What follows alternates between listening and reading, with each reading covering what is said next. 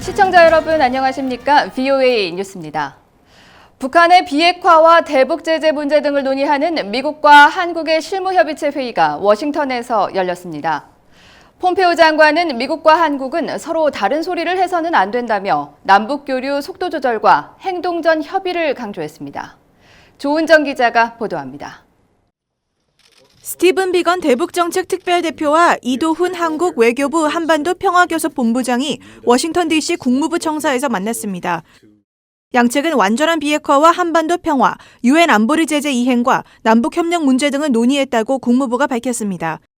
앞서 브리핑에 직접 나선 폼페오 국무장관은 미국과 한국이 서로 다른 소리를 해서는 안 된다며 실무협의체를 통한 사전 협의를 강조했습니다.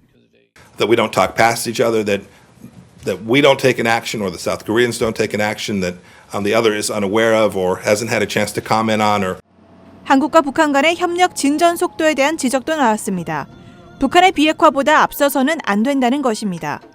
Peace on the peninsula and the denuclearization of North Korea aren't lagging behind the increase in the amount of interrelationship between the two Koreas. We view them as tandem. As moving forward together, we view them as important parallel processes.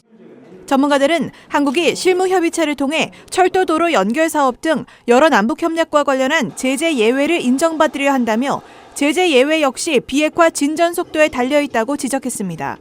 And if they have those steps forthcoming, I think you're going to see a more pliable White House. But without North Korea actually taking those steps, the United States is going to be very cantankerous when it comes to requests for helping the North Koreans. 미한 실무협의체에는 미 재무부가 포함됐으며 남북 교류에 따른 대북 제재 위반 여부 등을 다룰 것으로 알려졌습니다. VOA 뉴스 조은정입니다. 미국 기업들이 북한의 강제 노동을 이용한 제품 생산에 연루되지 않도록 노력하고 있다고 국무부가 밝혔습니다.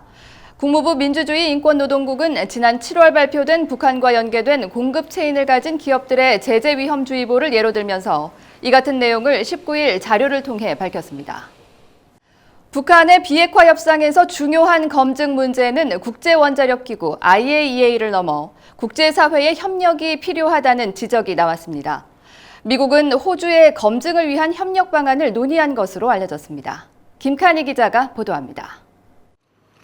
국제원자력기구 IAEA 사무처장 자격으로 과거 핵 사찰을 주도했던 올리 하이노넨 미국 민주주의 수호재단 선임연구원은 북한의 비핵화를 검증하기 위해선 전 세계 핵 미사일 전문가들이 필요하다고 밝혔습니다. 핵물질에 초점을 두고 있는 IAEA만으로는 한계가 있다는 것입니다. IAEA takes care of the nuclear part. There's no international organization to verify dismantlement of missiles. There's no IAEA for missiles. So therefore, you need to have different arrangements. 이어 1990년대 이라크 핵 사찰 때처럼 유엔 안보리가 특별위원회를 설립한 뒤 각국 전문가를 초청해 북한의 비핵화를 검증하는 방법도 제안했습니다. 미사일 해체 검증 방법에 대한 국제사회의 동의가 필요하다는 것입니다. I think that there needs to be some kind of international organized team with a very clear mandate, very clear procedures and goals what they want to do. 이런 가운데 미국은 호주에 북한의 비핵화 검증을 위한 전문가 파견을 요청했다고 호주 언론이 보도했습니다. 미국의 제안에 호주 측은 동의한 것으로 전해졌습니다. 특히 호주는 비핵화 검증을 위해 북한에 갈 수 있는 지구 물리학자와 지질 전문가 등 여러 분야 전문가들의 명단을 미국 측에 건넨 것으로 알려졌습니다. VOA 뉴스 김칸입니다.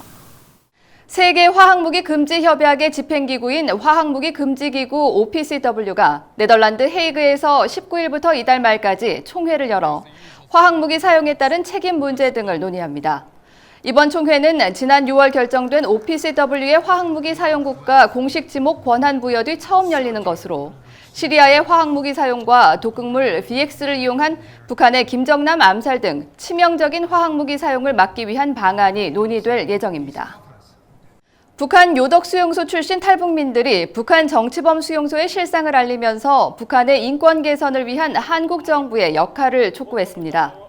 김정일 부인 성혜림의 친구라는 이유로 요덕 수용소에 10년 동안 수감됐었다는 김영순 씨는 북한은 인간답게 살 수 없는 곳이며 김 씨 일가에 충성했던 사람들 대부분이 수용소에서 고생하다 죽거나 처형당했다고 말했습니다.